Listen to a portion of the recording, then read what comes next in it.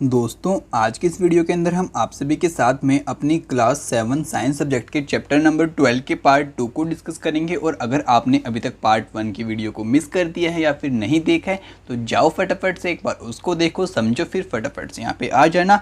हम फटाफट से यहाँ पे स्टार्ट कर लेंगे। तो आज हम स्टार्ट करने वाले हैं हमारे स्पोर फॉर्मेशन टॉपिक से, और ये हम पढ़ रहे हैं हमारे सेक्सुअल रिप्रोडक्शन के अंदर। ठीक है, तो अब चलो इसको स्टडी करते हैं। तो यहाँ पे कहता है in chapter 1 you have learn that the fungi on the bread piece grow from the spores which are present in the air। कहते हैं कि जो आपका चैप्टर नंबर 1 था हमारी क्लास 7 साइंस का, वहाँ पे आपने इस बात को जाना था कि भाई जो हमारी एयर होती है वहाँ पे आपके स्पोर्स आपको देखने को मिल जाते हैं। और उन स्पोर से क्या हो जाता है, जब आपका कोई ब्रेड का पीस आपका बाहर रह जाता है तो उसके ऊपर क्या लग जाती है, आपकी फंगी लग जाती है। ठीक है, repeat activity 1.2 observe the spores in the cotton like mash on the bread. अब यहाँ पे कहते हैं कि जो आपका चैप्टर नंबर 1 था वहाँ पे आपकी एक्टिविटी 1.2 थी। एक बार आप उसको अगेन से करके देखो तो जो आपके ब्रेड यानी कि जो आपका ब्रेड कुछ इस टाइप का होता है।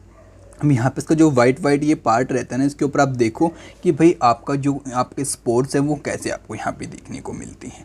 When spores are release they keep floating in the air as they are very light they can cover long distance. अब यहाँ पे कहते हैं कि जब कभी भी आपके स्पोर्स वगैरह आपकी हवा के अंदर रिलीज़ कर दिए जाते हैं तो बहुत टाइम तक आपकी हवा के अंदर रहती हैं और बहुत दूर तक वो यहाँ पे चल के जा सकते हैं क्योंकि वो बहुत ज़्यादा आपके हल्के रहते हैं। ठीक है, तो चलो अब आगे चलते हैं। तो यार ये दिखा रखा है आपके स्पोर्स के बारे में कि भाई आपका कुछ ऐसा प्लांट होता है, यहाँ से आपके जो स्पोर होते हैं फिर ये हवा के साथ में आपके उड़ के चले जाते हैं। Spores are asexual reproductive bodies. Each spores is covered by a hard protective coat to withstand unfavorable conditions such as the high temperature and the low humidity। अब यहाँ पे कहते हैं कि भाई जो आपके स्पोर्स होते हैं हमारे, वो आपकी एक रिप्रोडक्टिव बॉडी होती है। और कहते हैं कि जो आपके स्पोर्स होते हैं ना वो बाहर से आपके बहुत हार्ड प्रोटेक्टिव लेयर के साथ में और एक कवच के साथ में आपके प्रोटेक्ट किए जाते हैं, जो कि उसकी हेल्प करता है। कहाँ पे हेल्प करता है, एक तो भाई मानो कि बहुत ज़्यादा टेम्परेचर आपका यहाँ पे है या फिर ऐसी कंडीशन है यहाँ पे जो कि भाई स्पोर को ख़त्म कर सकती है, तो उस कंडीशन से बचाने के लिए। और यहाँ पे मानो बहुत कम नमी है या फिर ज़्यादा नमी है तो उससे बचाने के लिए। ठीक है, so then they can survive for a long time. और इसी की हेल्प से, इसी प्रोटेक्शन की हेल्प से वो बहुत ज़्यादा लंबे टाइम तक सर्वाइव यहाँ पे कर पाते हैं। Under unfavourable condition a spore germinate and develop into a new individuals plant such as moss and the ferns also reproduce by the means of the spores. अब यहाँ पे आप सभी को कहता है कि जब कभी भी फेवरेबल कंडीशन आपके स्पोर्स को यहाँ पे देखने को मिल जाती है तो वो फटाफट से यहाँ पे ग्रो कर जाते हैं और ग्रोथ को यहाँ पे शो करते हैं।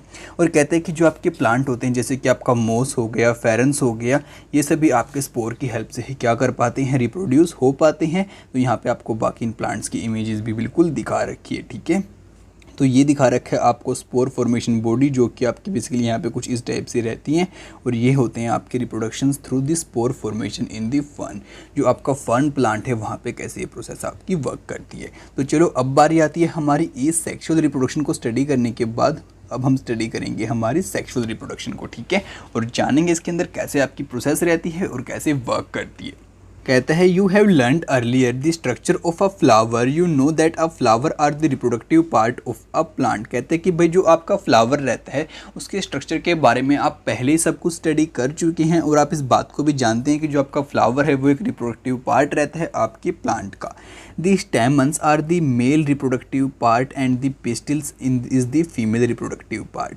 कि जो आपकी स्टेमन होती है आपके फ्लावर की वो तो रहता है आपका मेल रिप्रोडक्टिव पार्ट, और जो आपकी पिस्टिल होती है वो रहती है आपकी फीमेल रिप्रोडक्टिव पार्ट। अब इसके लिए हमारे पास गिवन है एक्टिविटी 12.4। यहाँ पे कहते हैं take a mustard, China rose, petunia flower and separate its reproductive part, study the various part of a stamen and the pistil. कहते हैं कि आप एक काम करो, या आप मस्टर्ड का प्लांट ले लो, चाइना रोज का प्लांट ले लो, या फिर आप पेटूनिया का फ्लावर ले लो। आप वहाँ पे देख सकते हैं कि भाई ये तो मेरा मेल है और ये मेरा फीमेल वाला पार्ट है, और आप उन पार्ट्स को इजीली यहाँ पे स्टडी कर सकते हैं। कहते हैं the flower which contain either only the pistil और only the stamen are called the unisexual flower. कहते हैं कि अगर कोई आपका ऐसा फ्लावर है जहाँ पे मानो आपका सिर्फ मेल वाला पार्ट गिवन है, अब यहाँ पे मानो कोई ऐसा फ्लावर है जहाँ पे आपका सिर्फ फीमेल वाला प्लांट और जो आपका गैमेट है वो गिवन है, या फिर जो आपका फीमेल वाला पार्ट है वो गिवन है, तो वो आपके फ्लावर्स कैसे रहेंगे, यूनिसेक्सुअल रहेंगे। यानी कि मानो ये फ्लावर है, इसके ऊपर आपका मेल वाला है और दूसरे वाला फ्लावर है इसके ऊपर आपका फीमेल वाला है, और इसके ऊपर आपका फीमेल वाला नहीं है और इसके ऊपर आपका मेल वाला नहीं, यानी कि सिर्फ इसके ऊपर भी एक है और इसके ऊपर भी एक है, तो हम कह सकते हैं कि भाई ये दोनों के दोनों यूनिसेक्सुअल हैं, यानी कि इसकी सिर्फ हमें एक ही यहाँ पे देखने को मिल जाता है। ठीक है, अब आगे कहते हैं the flower which contain both stamens and pistils are called the bisexual flower. अब कहते हैं कि बहुत सारे फ्लावर आपको ऐसे देखने को भी मिल जाते हैं, मानो भाई ये तो हो गया हमारा फीमेल वाला, अब यहाँ पे साइड में आपको दिख जाएंगे ऐसे मेल वाले, तो इसके अंदर दोनों के दोनों चीज़ें, तो इसको हम कहते हैं बाइसेक्सुअल फ्लावर। ठीक है, अब कहते हैं corn, papaya, cucumber produce unisexual flower. जो आपका कॉर्न हो गया, पपाया हो गया, कुकुम्बर हो गया, ये सभी आपके यूनिसेक्सुअल फ्लावर से बनते हैं। ठीक है, where mustard, rose and petunia have a bisexual flower. जबकि अगर हम बात करें आपके मस्टर्ड की, पेटूनिया की, रोज़ की, तो यहाँ पे आपके बाइसेक्सुअल फ्लावर आपको देखने को मिल जाते हैं। Both the male and the female unisexual flowers में be present in the same plant और इन द डिफरेंट प्लांट्स। अब यहाँ पे कहते हैं कि भाई बहुत बार क्या होता है कि जो आपका मेल और फीमेल यूनिसेक्सुअल होता है वो हमें एक ही फ्लावर पे या फिर एक ही प्लांट के ऊपर देखने को मिल जाता है, और बहुत बार अलग अलग प्लांट्स के ऊपर भी आपकी चीज़ें हमें देखने को मिल जाती है। ठीक है, तो चलो अब आगे स्टडी करते हैं। बाकी यहाँ पे कुछ चीज़ें दिखा रखी हैं आपको, एक बार मैं जूम करके फटाफट से आपको इनको रिमाइंड कराता हूँ, फिर हम आगे चलते हैं। अब ये देखो आपका स्टेमन दे रखा है और ये दे रखी है आपकी पिस्टिल, यानी कि ये तो है आपका फीमेल वाला पार्ट और ये है आपका ऊपर वाला मेल वाला पार्ट। अब जो आपका एंथर रहता है, इसकी जो स्टिक रहती है, ये तो बोलते हैं हम इसको फिलामेंट, और जो इसका ऊपर का ये पार्ट है ये है आपका एंथर। ठीक है, अब यहाँ पे आपकी बात आती है पिस्टिल की। अब पिस्टिल कैसी रहती है, यहाँ पे ऊपर सबसे ऊपर होती है आपकी स्टिग्मा, फिर आती है स्टाइल, और फिर ये वाला पार्ट है यहाँ पे रहती है आपकी ओव्यूल और पूरी की पूरी ओवेरी। ठीक है, तो चलो इसको समझने के बाद हम फटाफट से अब आगे चलते हैं। अब यहाँ पे कहता है could you identify the anther and the filament of a स्टेमन। क्या आप आपका जो स्टेमन रहता है उसके ऊपर फिलामेंट और एंथर को आइडेंटिफाई कर सकते हैं? तो जी हाँ, जरूर कर सकते हैं। हमने इस बात को यहाँ पे फटाफट से स्टडी कर लिया है। ठीक है, अब कहते हैं anther contain pollen grains which produce the male gametes. जो आपका एंथर रहता है उसके पास क्या होते हैं, आपके पोलन ग्रेन्स होते हैं, जो किस में हेल्प करते हैं, आपके मेल गैमेट्स को प्रोड्यूस करते हैं। ठीक है, the pistil consist of stigma, style and ovary. जबकि अगर हम आपके बात करें पिस्टिल की, तो वहाँ पे क्या चीज़ हमें देखने को मिलती है, आपके स्टिग्मा, स्टाइल और ओवेरी। दी ओवेरी कंटेन वन और मोर ओव्यूल्स। जो आपकी ओवेरी होती है वहाँ पे बहुत सारे ओव्यूल्स आपको देखने को मिल जाते हैं। ठीक है, दी ओवेरी कंटेन वन और मोर ओव्यूल्स, दी फीमेल गैमेट्स और the egg is formed in an ovule. अब यहाँ पे कहता है कि जो आपका फीमेल गैमेट होता है, या फिर अगर हम बोले कि जो आपके फीमेल के एग होते हैं, वो क्या चीज़ होती है, आपके ओव्यूल रहते हैं और वहीं पे प्रोड्यूस होती हैं। In sexual reproduction a male and a female gamete fuse to form a zygote. अब यहाँ पे कहते हैं कि भाई वहाँ से तो आएंगे आपके पोलन ग्रेन्स, यहाँ से आएगा आपका ओव्यूल, और ये दोनों मिलने के बाद क्या बनाएंगे, आपका जाइगोट। ठीक है, इस बात को यहाँ पे आप याद रखना। तो चलो फटाफट से अब आगे चलते हैं, आगे समझते हैं। तो आगे बोजो बोलते हैं wants to know how the male gametes in the pollen grain reach the female gametes present in the ovule। कि भाई जो हमारे मेल गैमेट्स रहते हैं वो फीमेल गैमेट्स तक कैसे पहुंचते हैं हमारे फ्लावर्स के अंदर। तो इसके लिए हमारे पास प्रोसेस गिवन है पोलिनेशन। तो यहाँ पे कहता है generally pollen grains have a tough protective coat which prevent them from a drying up. कहते हैं कि जो हमारे पोलन ग्रेन्स रहते हैं, मानो ये हमारा पोलन ग्रेन्स है, तो साइड में बहुत कवर आपका एक प्रोटेक्टिव लेयर रहती है जो कि क्या करती है, यहाँ पे इसको सूखने से बचाती है। ठीक है, since pollen grains are light they can be carried by wind और वाटर। और कहते हैं कि जो आपके पोलन ग्रेन्स रहते हैं बहुत ज़्यादा आपके लाइट वेट रहते हैं, तो इनको आपकी हवा भी और पानी भी इजीली यहाँ से ट्रांसपोर्ट कर सकता है। Insect visit flower and carry away pollen on their body. और यहाँ पे कहते हैं कि जो आपके कीड़े वगैरह भी आते हैं, जैसे कि आपकी मधुमक्खियाँ शहद इकट्ठा करने के लिए आपके फ्लावर्स के ऊपर आती हैं, तो उनके साथ में भी आपके चिपक के बहुत बार चले जाते हैं। Some of the pollen lands on the stigma of a flower of the same kind. The transfer of pollen from the anther to the stigma of a flower is called the pollination. अब यहाँ पे आपको कहते हैं कि उसके बाद क्या हो जाता है, ये हमारा फीमेल वाला होता है वहाँ पे जो पार्ट वहाँ तक पहुँच जाते हैं, और जो हमारा ये पूरा का आपका यहाँ पे पोलन रहता है, जब ये आपका स्टिग्मा के ऊपर पहुँच जाता है और वहाँ उसके बाद ट्रांसफ़र हो जाता है आपका अंदर की साइड में, तो इसी प्रोसेस को हम कह देते हैं pollination. The pollen lands on the stigma of a same flower is called the self pollination. अगर मानो कि भाई आपका इसी प्लांट का तो आपका ये पोलन है और इसी प्लांट की आपकी स्टिग्मा है, और ये इसी के अंदर आपका चला गया, तो फिर इसको हम क्या कहेंगे, सेल्फ पोलिनेशन कहेंगे, ठीक है। अगर ये सारे काम आपका एक सेम फ्लावर के अंदर हो रहा है, मानो ये आपका फ्लावर था, ये हो गया आपका फीमेल वाला, साइड में ये हो गए आपके मेल वाले, और जो इसका यहाँ से ये मानो आपका एंथर था, यहाँ से आपका पोलन कहाँ पे चला गया, यहाँ पे चला गया, और यहाँ पे जाके आपका जाइगोट बाद में बन गया। तो ये प्रोसेस रहेगी आपकी सेल्फ पोलिनेशन, जो कि आपकी एक ही फ्लावर के ऊपर हो रही है, ठीक है। बाकी इस बात को यहाँ पे आपको शो भी कर रखा है, देखो ये हो रही है आपकी सेल्फ पोलिनेशन की, आपका ये एंथर था और यहाँ से आपका पोलन इसी के अंदर चला गया। और क्रॉस कैसे होगी, ये दूसरा फ्लावर है, ये आपका दूसरा फ्लावर है, और इसका पोलन यहाँ पे चला जाए, ठीक है। इस बात को अब यहाँ पे आप समझ चुके हैं। तो अब आगे कहते हैं when the pollen of a flower lands on the stigma of another flower of the same plant or that of the different plant of the same kind is called the cross pollination। कि जब हमारा एक flower से किसी दूसरे flower के ऊपर जाके गिर जाता है हमारा पोलन, और वहाँ पे वो फर्टिलाइज कर जाता है या फिर पोलिनेशन प्रोसेस को कर देता है, तो उसको हम कहेंगे क्रॉस पोलिनेशन। अगर ये प्रोसेस हमारी वर्क करती है किसी सेम फ्लावर के ऊपर, तो उसको हम क्या कहेंगे, सेल्फ पोलिनेशन, ठीक है। तो अब चलो आगे बात करते हैं और आगे समझते हैं। तो आगे कहते हैं बोजो want to know why flowers are generally so colourful and fragrant, it is so to attract insect. कि जो हमारे फ्लावर्स रहते हैं, आपने देखा होगा बहुत ज़्यादा चमकदार रहते हैं, अच्छे दिखते हैं, बहुत अच्छी खुशबू आती है, तो वो किस लिए आती है? क्या वो हमारे जो इंसेक्ट जैसे कि मधुमक्खी होती है उनको अपनी तरफ आकर्षित करने के लिए होती है? तो जी हाँ, बिल्कुल होती है, क्योंकि अगर वो वहाँ पे आएंगे वो तो शहद इकट्ठा वहाँ से करने की कोशिश करेंगी, लेकिन उनके साथ में क्या होता है, जो हमारे पोलन होते हैं वो चिपक के चले जाते हैं, और जब कभी वो किसी फीमेल जो हमारा फ्लावर रहता है उसके ऊपर बैठते हैं, तो वहाँ से वो कहाँ चले जाते हैं, हमारे स्टाइल के ऊपर, और आपको पता है फिर स्टिग्मा स्टाइल से होते हुए वो हमारे आगे चले जाते हैं, ठीक है। तो अब यहाँ पर आपको फर्टिलाइजेशन दिखा रखी है और बता रखा है कि जो आपका जाइगोट है वो कैसे बनता है। तो अब आपका जो पोलन है सबसे पहले तो कहाँ पर आएगा, आपके बिल्कुल यहाँ पर जो आपका स्टिग्मा रहता है उसके ऊपर आ जाएगा, स्टिग्मा से होता हुआ फिर वो आपके स्टाइल से यहाँ पे, और फिर बाद में नीचे चला जाएगा, आप उसको देख सकते हैं।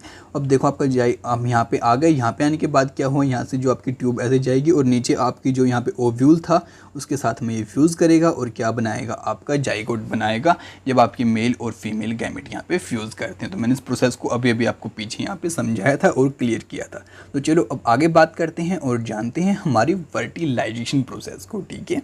अब यहाँ पे कहते हैं the cell which result after fusion of the gametes is called a zygote, the process of fusion of the male and female gametes is called the fertilization. अब यहाँ पे कहते हैं कि भाई जो हमारी फ्यूज़न होती है, अब ये था आपका पोलन मानो, और ये हो गया आपका फीमेल का ओव्यूल, दोनों फ्यूज़ हुए, बना आपका जाइगोट, ठीक है। अब जो यहाँ पे जाइगोट तो आपका बना है, लेकिन जो ये प्रोसेस होती है ना इन दोनों के फ्यूज़ करने की, इस प्रोसेस को हम क्या कहते हैं, फर्टिलाइजेशन, ठीक है। अब आपको यहाँ पे क्लियर हो चुका होगा कि जो आपका फर्टिलाइजेशन है वो क्या चीज़ है। The zygote develop into an embryo, और आगे जो आपका जाइगोट है वो बाद में आगे चल के एक एम्ब्रियो के अंदर आपका यहाँ पे डेवलप हो जाता है, ठीक है। तो चलो अब आगे बात करते हैं। बाकी यहाँ पे एक बात आपको मैं और समझा देता हूँ कि जो आपका ओव्यूल रहता है वो तो कुछ इस टाइप का आपका यहाँ पे सीड वगैरह बना देता है, आपका जो फ्रूट रहता है वहाँ पे, और जो रहती है आपकी ओवेरी यानी कि आउटर पार्ट आपकी फीमेल का, वो बनाता है आपका फ्रूट, ठीक है, जिसको हम खा जाते हैं। तो चलो अब आगे बात करते हैं और आगे समझते हैं।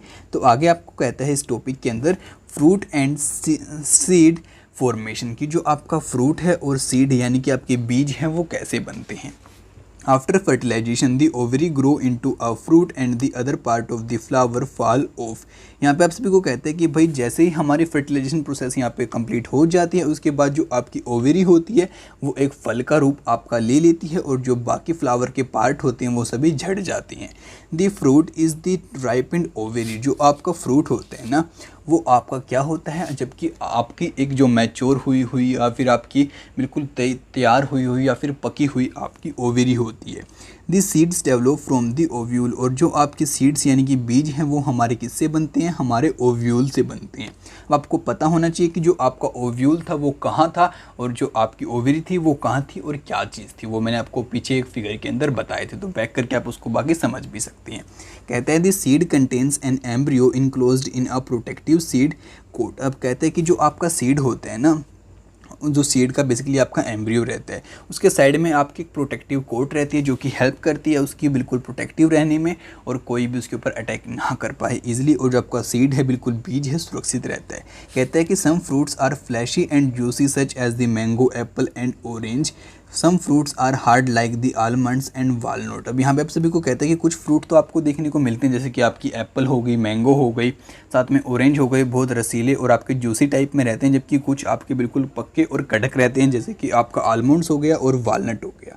तो चलो अब आगे स्टडी करते हैं। तो अब बताते हैं आपको सीड डिस्पर्सल प्रोसेस को, ठीक है। तो चलो इसको भी फटाफट से अब हम जान लेते हैं। अब यहाँ पे कहता है in nature same kind of plant grow at different places, this happen because the seeds are dispersed to different places. अब यहाँ पे कहते हैं कि आपने देखा होगा कि जो हमें नेचुरली चीज़ देखने को मिल जाती है कि भाई हमारे एक जैसे प्लांट थोड़े दूर दूर प्लेसेस पे हमें उगे हुए देखने को मिलते हैं। ये हमारा इसलिए होता है क्योंकि जो हमारे सीड्स होते हैं वो डिस्पर्ड कर जाते हैं, वो हमारे फैल जाते हैं अलग अलग जगहों पर जाके। Sometime after a walk through a forest or a field or a park, you may have found seeds or fruit sticking to your clothes। कहते हैं कि बहुत बार कभी आप जंगलों के अंदर घूमने के लिए गए हो, पार्क में गए हो या फिर खेतों में गए हो, तो क्या होता है कि आपके जो सीड्स वगैरह होते हैं बहुत बार प्लांट्स के आपके कपड़ों के साथ में चिपक जाते हैं। Did you try to observe how this seeds were clinging to your clothes. क्या कभी आपने इस बात को यहाँ पे जाना और समझने की कोशिश की है कि जो ये बीज हैं ये कैसे आपके कपड़ों के साथ में यहाँ पे चिपक गए हैं। Why do you think will happen if all seeds of a plant were to fall at the same place and grow there.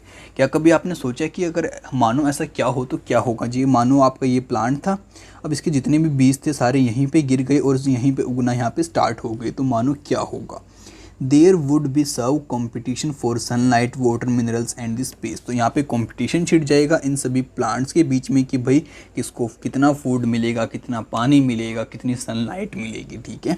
As a result the seeds would not be grow into a healthy plant. और इसका कारण क्या होगा, इसकी वजह से क्या हो जाएगा कि यहाँ पे कोई भी आपका हेल्दी प्लांट नहीं बन पाएगा। Plants benefited by the seed dispersal. अब यहाँ पे कहते हैं कि जो आपके प्लांट होते हैं उनको बहुत ज़्यादा बेनिफिट होता है आपके सीड डिस्पर्सल का, यानी कि आपके सीड्स के इधर उधर फैल जाने से। It prevent competition. इससे क्या होता है, कंपटीशन नहीं हो पाता between the plants and the other seedling for the sunlight water and the minerals, कि जो आपके सीड से उगने वाले हैं उनके बीच में और जो आपका प्लांट है उसके बीच में। It also enable the plant to invade new habitat for the wide distribution. और क्या इससे एक बेनिफिट और होता है कि आपके प्लांट्स को नए नए हैबिटेट्स के साथ में इवोल्यूशन होने में, इवोल्व होने में और वहाँ पे उगने में ज़्यादा बेनिफिट रहता है, ठीक है। Seeds and fruits of plant are carried away by the wind, water and the animals. और कहते हैं कि जो आपके सीड्स रहते हैं आपके प्लांट के और जो फ्रूट रहते हैं उन सभी को कौन कौन चीज़ें आपकी लेके जाती हैं, एक तो है आपकी विंड हवा, साथ में पानी और एनिमल्स। अब कहता है winged seeds such as those of the drum sticks and the maple and the light seeds of the grass और the hairy seeds of the एग and the hairy fruits of a sunflower get blown off with the wind for a far away places. अब यहाँ पे कहते हैं कि जो आपके बेसिकली हल्के बीज यहाँ पे रहते हैं वो आपकी हवा की हेल्प से बहुत दूर दूर यहाँ पे चले जाते हैं, जैसे कि आपको यहाँ पे कुछ एग्जांपल दे रखे हैं आपके सनफ्लावर के, आपके ग्रासेस के बारे में, आपके ड्रम स्टिक के बारे में, आपके मैपल के बारे में, ठीक है।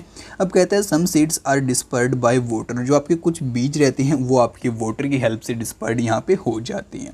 दीज फ्रूट्स और seed usually develop floating ability in the form of a spongy और fibrous outer coat as in the coconut. अब यहाँ पे कहते हैं कि कुछ फ्रूट्स आपके क्या करते हैं कि भाई अपने बाहर एक ना कुछ ऐसी एबिलिटी बना लेते हैं, जैसे कि कुछ भाई आपके धागे जैसी, जिससे कि भाई वो यहाँ पे डूब नहीं पाते आपके पानी के अंदर, जैसे कि आपका नारियल होता है।